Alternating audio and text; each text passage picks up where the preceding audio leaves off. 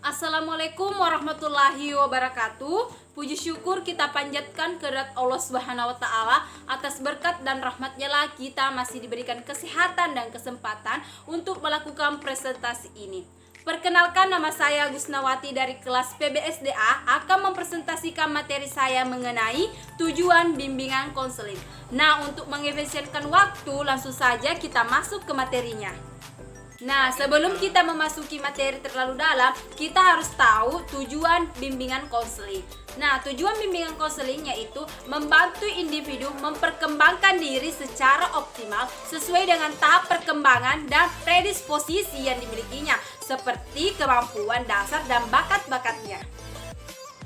Nah, selanjutnya, adapun tujuan umum dari layanan bimbingan dan konseling adalah sesuai dengan tujuan pendidikan sebagaimana dinyatakan dalam Undang-Undang Sistem Pendidikan UU SPN tahun 2003, Undang-Undang Nomor 20 2003, yaitu terwujudnya manusia Indonesia yang berbudi pekerti luhur, memiliki keterampilan dan pengetahuan, kesehatan jasmani dan rohani, serta rasa tanggung jawab ke masyarakat dan kebangsaan. Selanjutnya, sedangkan tujuan bimbingan konseling secara khusus meliputi aspek pribadi sosial, belajar, dan karir. Berikut ini beberapa tujuan bimbingan konseling ditinjau dari berbagai macam. Yang pertama, merencanakan kegiatan penyelesaian studi, perkembangan karir, serta kehidupan peserta didik di masa yang akan datang.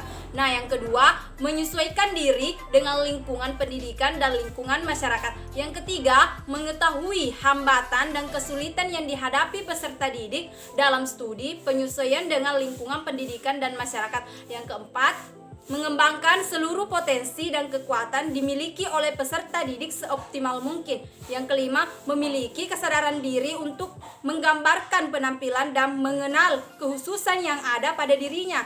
Nah, yang keenam, mampu melaksanakan keterampilan atau teknik belajar secara efektif. Nah, yang terakhir, mampu mengembangkan sikap positif seperti menggambarkan orang-orang yang mereka senangi.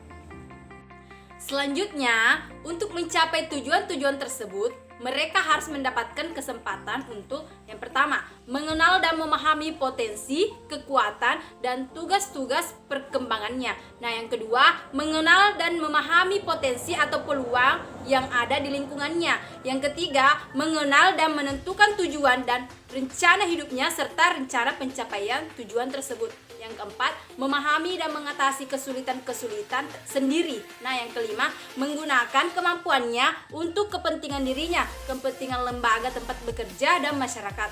Nah, berikutnya, menyesuaikan diri dengan keadaan dan tuntutan dari lingkungannya. Nah, yang terakhir, mengembangkan segala potensi dan kekuatan yang dimilikinya secara optimal.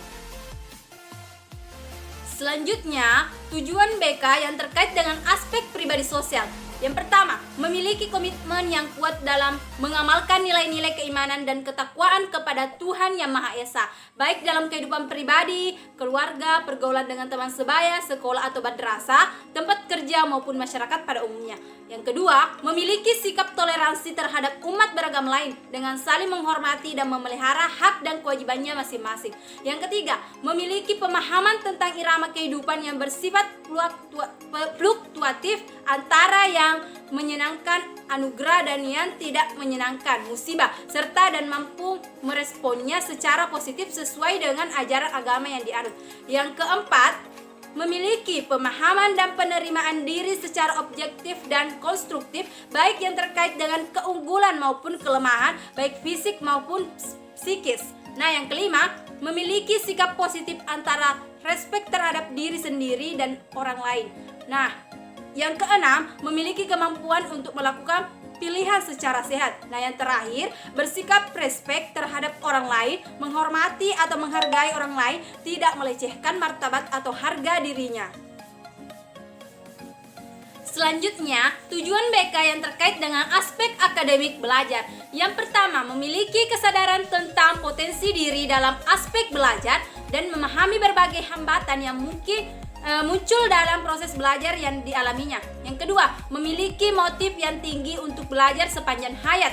Yang ketiga, memiliki sikap dan kebiasaan belajar yang positif, seperti kebiasaan membaca buku, mempunyai perhatian terhadap semua pelajaran, dan aktif mengikuti semua kegiatan belajar yang diprogramkan. Yang keempat, memiliki kesiapan mental dan kemampuan untuk menghadapi ujian. Yang kelima, memiliki keterampilan atau teknik belajar yang efektif seperti keterampilan membaca buku, menggunakan kamus, mencatat pelajaran, dan mempersiapkan diri menghadapi ujian. Yang terakhir, memiliki keterampilan untuk menetapkan tujuan dan perencanaan pendidikan seperti membuat jadwal belajar, mengerjakan tugas-tugas, menetapkan diri dalam memperdalam pelajaran tertentu, dan berusaha memperoleh informasi tentang berbagai hal dalam rangka mengembangkan wawasan yang lebih luas.